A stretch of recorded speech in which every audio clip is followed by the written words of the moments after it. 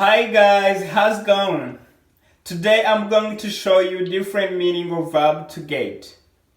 We use verb to get in many different ways and it's used all the time. Uyu munsi ngiye kwereka itandukaniro cyangwa se ubusobanuro butandukanye bwa verb to get. Urugero. A bit like Elizabeth Warren. Do you get that? I love that. I do get that. Yes. Yeah, let's do a split screen.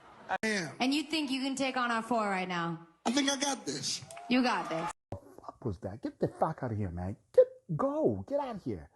You see? But oh baby, you got it. Oh baby, you got it.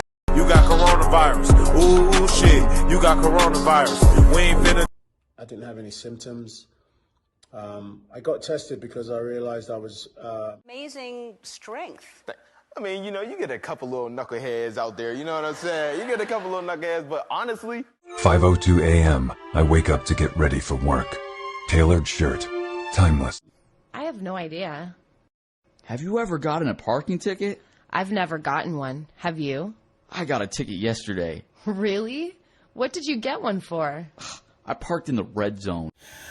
Guys, urumva ko abantu bose batangaga message bakoresheje verb to get ariko bafite message zitandukanye.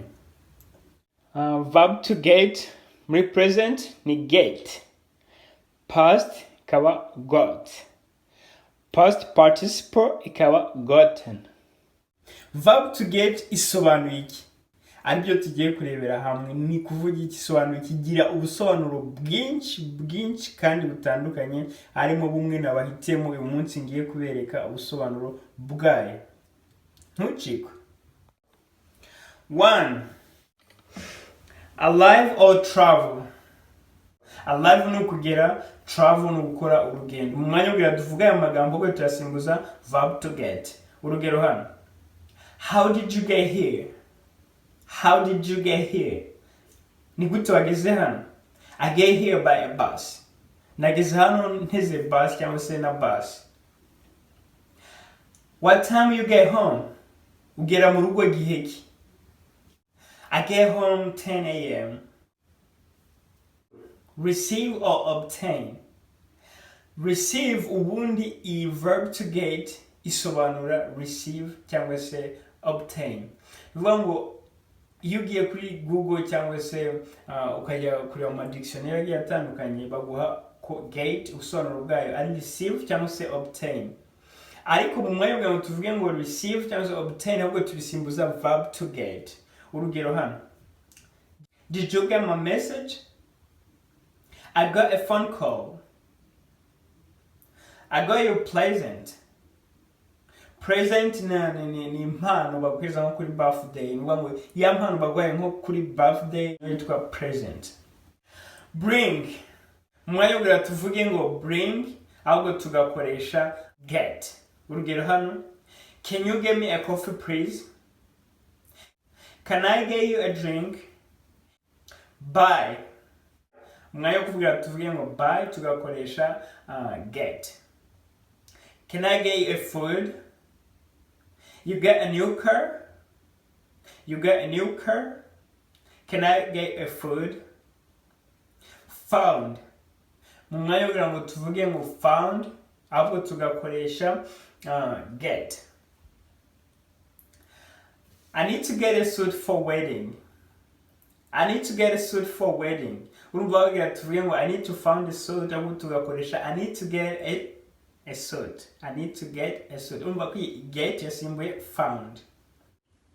Did you get my book? Did you get my book? Urumva hano bivuga ngo did you find my book? Ahubwo dukoresheje get. Urumva ko get ishobora gusimbura found. Mwanya w'ugira uvuge found ugakoresha get. Get ishobora gusimbura na become. Urugero hano. I get tired. Kumva narushye. I get hot today. Ndashyuhiranye wenda ugera izuba ryavuye ari ryinshi uwo munsi. Then you get hot. I get hot today. I get sick. Ndi kumva narwaye. I'm getting cold. I get late to work. I get bored. Have. have mu mwanya wo kugira ngo tuvuge ngo I have something, ahubwo dukoresha get. Hari igihe dufata have tukongeraho get cyangwa se tugakoresha umwanya wa have tugakoresha get gusa.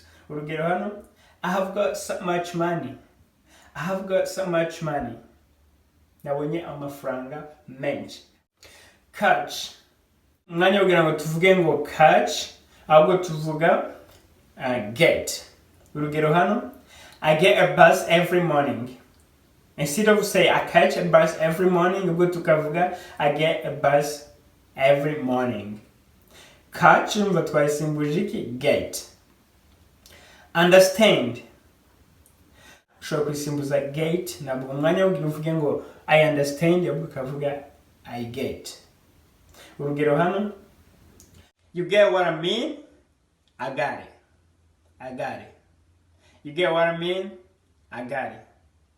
Get ikunze gukoreshwa nabwo iyo iri kumwe na preposition, nabyo bita phrasal verb. Preposition like on, up, down, over, out. So urugero hano, get on. Get up.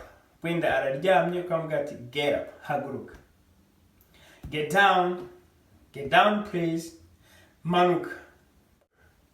Get over. Over ni nko kujya inyuma y'ikintu ariko igira ubusobanuro butandukanye. Hari igihe umuntu avuga ngo get over, just bakunda kwikoresha nk'igihe abantu bakundana ba breaking up, kugiye nk'abantu batandukanye urukundo rwabo rwabaye over, rwarangiye. Get out. Get out of here. Get out of here. Get off. Get off means gukuramo. Hari ubundi buryo butandukanye bakoreshamo irijambo get. Urugero hano, get a new job, kubona akazi. Get married, gusezerana. Get divorced, gutandukana. Get fired, kwirukanwa. Get engaged, relationship.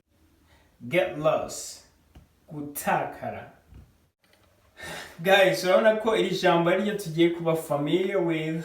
So ni ukuvuga ngo get ni ijambo rigira meaning bitewe n'icyo muri kuganira na sije muriho. Nibwo ushobora kumenya isobanuye iki, ivuga iki. Verb to get babonye ko ikoreshwa mu buryo butandukanye. Uzajya umenya icyo bisobanuye bitewe n'icyo muri kuganira n'umuntu runaka.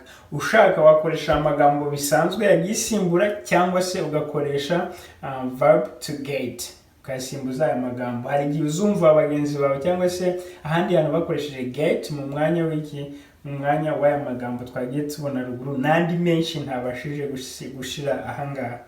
So urumva ko ari ibintu byoroshye cyane.